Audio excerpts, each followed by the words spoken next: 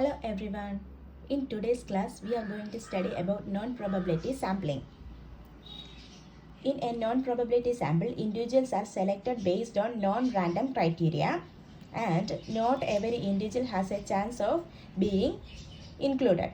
Here, in non-probability sampling, samples are selected based on non-random criteria.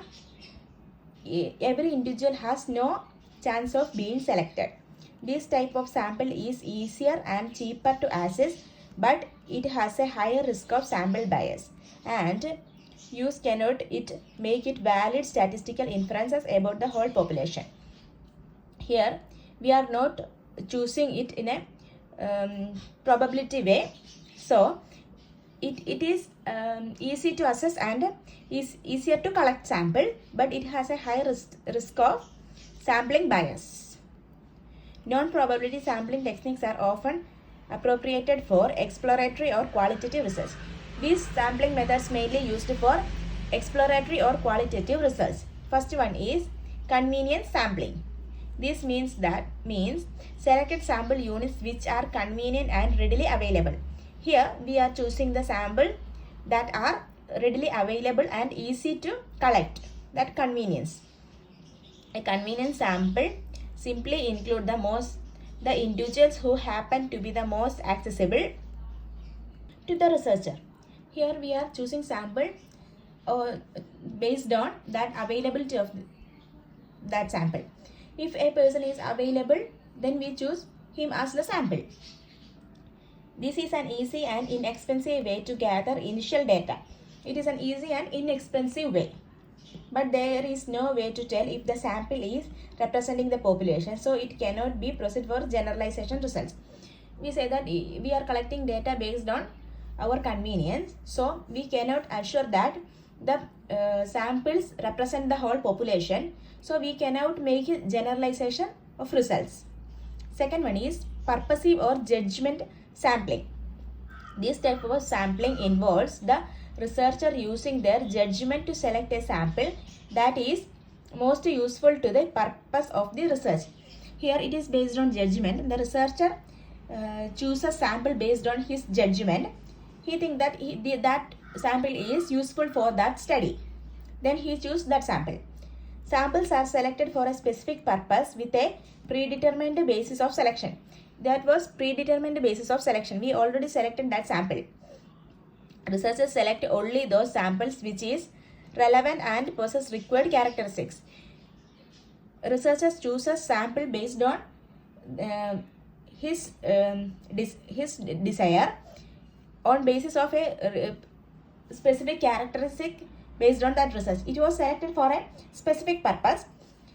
He observed that the qualities are in that sample, then he choose that.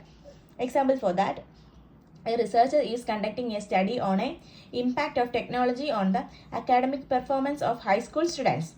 Here studying the academic performance of high school students and its impact on technological development. The research purposefully select high performing students who are actively engaged in technology as they believe that individuals will provide valuable insights into the research topic. If we choose the highly performing students who are actively engaging in technology, we generalize that technology has a huge impact on students' academic performance. So we cannot generalize it as a conclusion. That was purposive or judgmental sampling. Third one is quota sampling. In quota sampling, researchers divide a population into subgroups based on certain characteristics such as age, gender, income, or education level. In quota sampling, researchers divide the population into various subgroups based on the criteria like age, gender, income, education, etc. Then they established a quota for each subgroup to ensure representation in the sample. Then we ensure that representation from the every group to collect sample. In quota sampling, the researchers purposely select individuals to meet the predetermined quotas. Here also, we are purposefully selecting the individuals to meet the predetermined quotas. Quota sampling is a method of stratified sampling in which selection within the strata is not random. Here, selection within the group was not random. We already select that individuals to meet the predetermined quotas. Example for that, a researcher wants to study a shopping habits in a city. The population is subdivided into age groups like under 25, between 25 to 40 and over 25, and quotas are set to reflect the demographic distribution of the city. Here we want to study the shopping habits of peoples. Then we subdivide the peoples into age group based on age group under 25, between 25 and 40 and over 40. Then we conduct study. Interviewers would approach people in different locations to reach the desired number of participants for each age group. Then we collect data from different cities based on this age group criteria.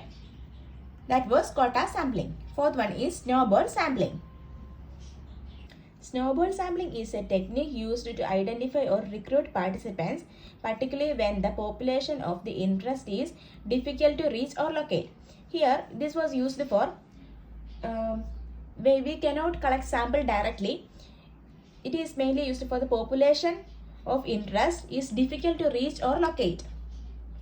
Instead of selecting participants at a random or from a predefined list, snowball sampling relies on referrals from existing participants to recruit additional participants. Here we are taking referrals from the existing participants to collect data for new participants. This method creates a snowball effect where the sample size grows as participants refer others, then know for the study. Here the mechanism is go through referral mechanism. The person who are participating in the sample refer other person to that study. Then this chain continues. That was snowball sampling. Example for snowball sampling is, we want to study the individuals who have experience in rare medical conditions. We want to study individuals having experience in rare medical conditions. Then we begin by contacting few individuals they know. Then the condition who they have refer others they know in a similar situation. We contact 1 or 2 persons to collect data and we ask them to refer other persons having the same conditions. And this chain continues. It continues, the researcher expands their sample, reaching individuals who might not have been accessible through traditional sampling methods. This method is mainly used for that the sample cannot be accessible through traditional sampling method. At that situation, we use snowball sampling method. These are the 4 types of non-probability sampling method. From here, we completed both the probability sampling method and non-probability sampling method. If you found this section helpful in any way, please don't forget to like, share and subscribe to the channel. Thank you.